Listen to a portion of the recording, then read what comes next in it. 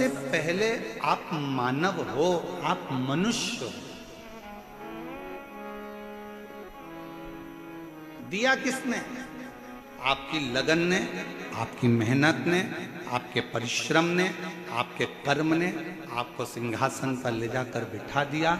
आपकी लगनता ने बिठाया है, आपके परिश्रम ने बिठाया। कल कथा में एक बात कही थी, भेरू नाम के बहुत सारे लड़के होंगे, लीलाबाई नाम की बहुत सारी महिलाएं होंगी, एक ही दिन जन्मे होंगे, एक ही वार को जन्मे होंगे, एक ही तिथि को जन्मे होंगे, एक ही समय में जन्मे होंगे।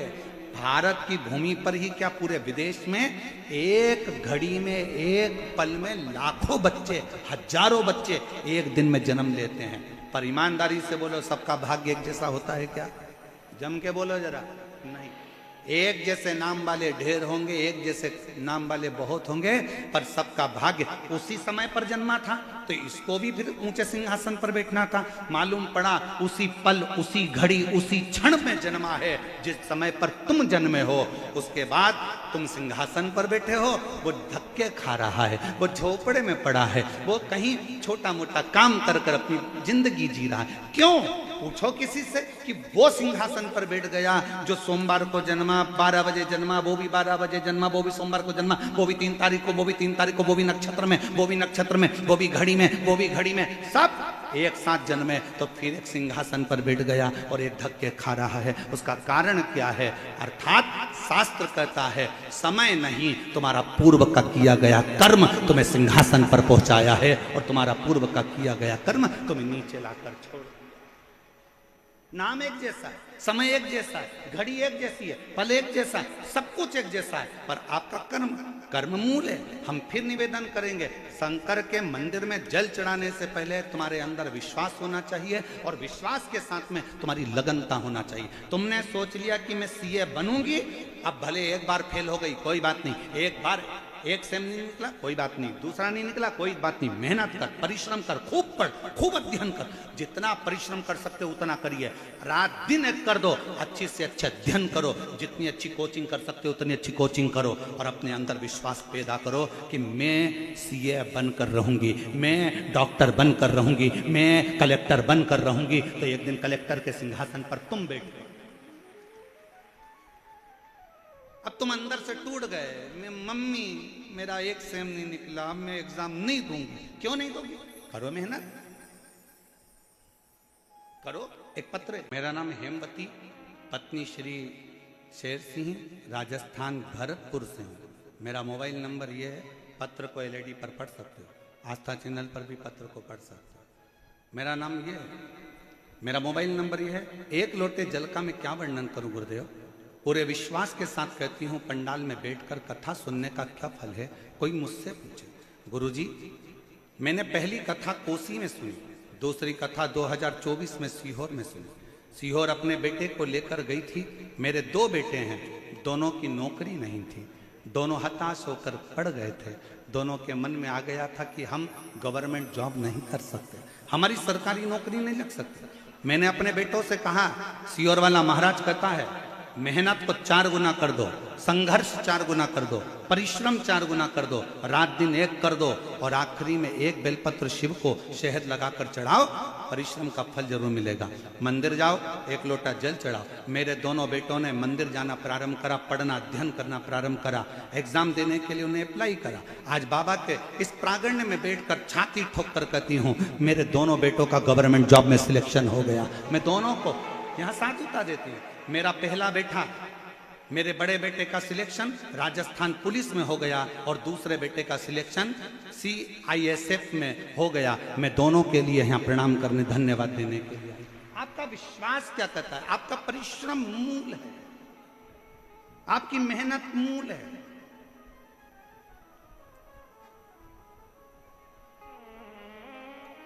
मंदिर में दीप जलाओ ना जलाओ कोई बात नहीं है, पर किसी का दिल ना दुखाइए।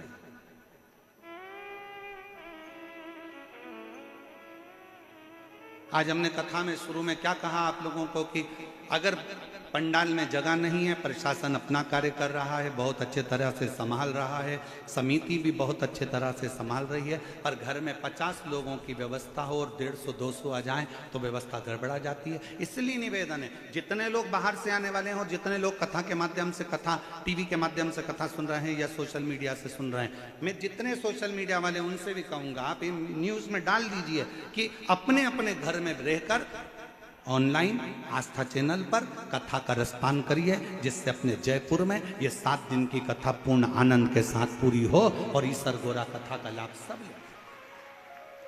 उसको श्रवण, शायद किसी को नहीं मालूम था कि इस पिंक सिटी की शिव महापुराण की कथा वास्तव में पिंक सिटी जैसी हो जाएगी। किसको मालूम कि इतना जन समुदाय, इतना अपार समुद्र शिव भक्तों का पहुंच जाएगा। लिए वेद ताने ताने, शायद ये नजारा आपको कहीं देखने को नहीं मिला होगा जो शिव महापुराण की कथा में देखने को मिला। अपने अपने घर से श्रवण करो, ऑनलाइन श्रवण करो, आस्था चैनल पर श्रवण करो, नई जगह है, उसको सुन। विश्वास, भरोसा, आपकी दृढ़ता और आपके कर्म की लगनता आपको फलीभूत करेगी। कितना भी किसी को हाथ दिखा लेना, उसका नाम काल अधिपति है। समय उसने बनाया है, नक्षत्र उसने बनाया है, घड़ी उसने बनाई है, पल उसने बनाया है। उसका नाम काल अधिपति महाकाल है। महाकाल का मतलब क्या? जिसने काल बनाया। अब फिर निवेदन जो हमने पहले कथा में कहा था, आज फिर कह रहे हैं, तुम्हारी घड़ी खराब हो गई, कपड़े वाले की दुकान पे जाके सुधर जाएगी क्या? अरे जम के तो बोलो, उधर से आवाज आना चाहिए, सुधर जाएगी? नहीं। घड़ी खराब हो गई, बर्तन वाले की दुकान पर ले जाओ, सुधर जाएगी? इधर वाले बोलो जम के जरा, नहीं सुधरेगी। घड़ी को कहां ले जाना पड़ेगा? घड़ी वाले की दुकान पर। और घड़ी वाला है कौन? घड़ी वाला एक ही है जिसने पल, घड़ी, नक्षत्र, समय बनाया। उसका नाम काल अधिपति महाकाल है। शंकर के शरण में जाना चालू कर दो, घड़ी सुधर, समय सुधरेगा, समय सवरेगा। आप शिव के पास जाओ तो सही, आप शंकर के पास एक लोटा हाथ लेकर गए, मेरा भाग्य देखकर बता दो। इस हाथ में एक लोटा जल पकड़ाओ, अपने घर से निकलकर शंकर के मंदिर तक जाओ। जितने कदम चलकर तुम शंकर के मंदिर तक जाओगे, जितने कदम चलकर तुम शिव के दरवाजे तक पहुंचोगे, उतने अश्वमेध यज्ञ अपनी जिंदगी में कर लोगे, उतने पाप अपने जीवन के समाप्त कर लोगे और भगवान के करीब में जाओ। तो पहले आप पहुंचे ही नहीं उसके पास में और मन में सोचे कोई महाराज ऐसा मिल जाए, मुझे नीचे से ऐसी बहूती फेंक दो और हंडा निकाल कर देते। अरे महाराज, ऐसा जमाने में कहीं का मिल जाए तो सीओर वाले महाराज को भी बता देना, हम भी वहीं पहुंच जाएंगे। फिर यहाँ काहे को मेहनत करने आएंगे? परिश्रम करिए, कर्म करिए, लगनता रखिए, मेहनत करिए। दुनिया में किसी की सामर्थ्यता नहीं है कि आपके भाग्य को कोई पलट दे।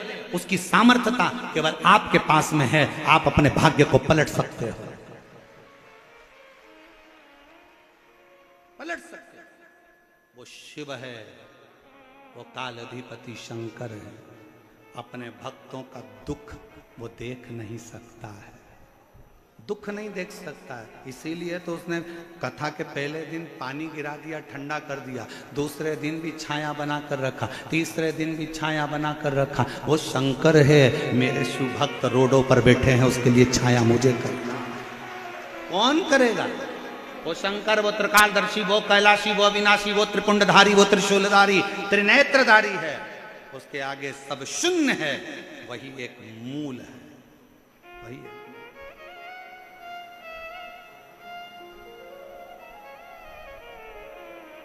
आप कितना भजन कर रहे हैं शिव का?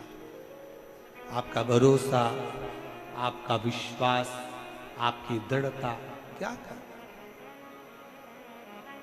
चंचुला देवी का चित्त, चंचुला देवी ने सारा अनुष्ठान कर दिया पर पति को प्रेत योनि से मुक्त ना कर पाई, मुक्त ना कर पाई।